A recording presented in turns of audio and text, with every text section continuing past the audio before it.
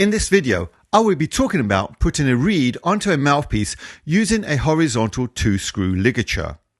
Before I start, I would like to draw your attention to this guideline on this Selmer mouthpiece.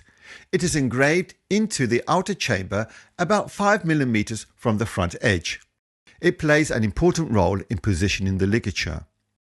On other mouthpieces, such as the Ottolink Ebonite, the guideline is represented by a pattern resembling a chain.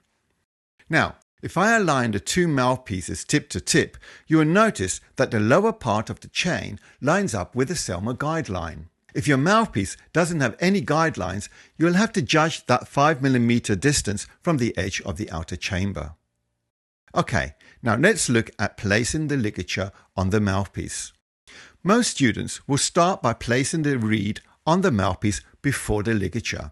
This is risky, as you might catch the tip of the reed with a ligature, rendering the reed useless.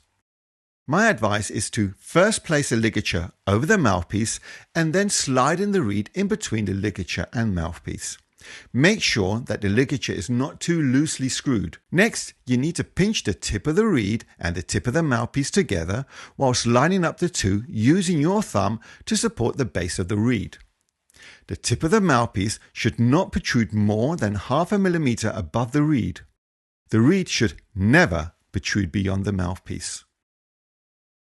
Once you have done that, hold the reed firmly against the mouthpiece while sliding the ligature down to just below the guideline and centering it before tightening the screws until you feel a firm pressure without using force. Here I've used a standard bottom horizontal screw ligature. There are also top horizontal screwing ligatures. How do I know which one's which? That's quite simple. All horizontal screw ligatures are screwed from the right-hand side when facing the mouthpiece as in a blowing position. Using the ligature in any other position as intended will result in the reed vibrating irregularly, causing intonation and squeaking problems.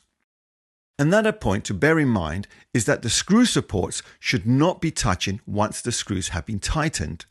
There should always be a gap, be it 0.5 mm or 2 to 3 mm, but not too big where the ligature becomes deformed due to the ligature being too small for the mouthpiece. Here's a bonus tip. When you try out a new mouthpiece, there will usually be a thin rubber pad on the baffle near the tip.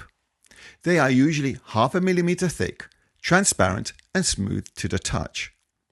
Its function is to prevent the teeth from scratching the mouthpiece. Once you buy the mouthpiece, you should replace it with a thicker pad, also known as a mouthpiece cushion of at least 1 mm thick with a non-slippery feel. These are usually black pads. This will prevent your teeth from not only scratching the mouthpiece, but also hold your embouchure secure and eliminate the mouthpiece from vibrating against your teeth. They are not expensive, and depending on your style and frequency of playing, a pad should last you about 3 to 6 months. So best you buy a pack of 4 pads. Write in the comments what type of ligature and mouthpiece you use for your style of music. I hope you are able to learn from this video whilst on your journey to being a better musician.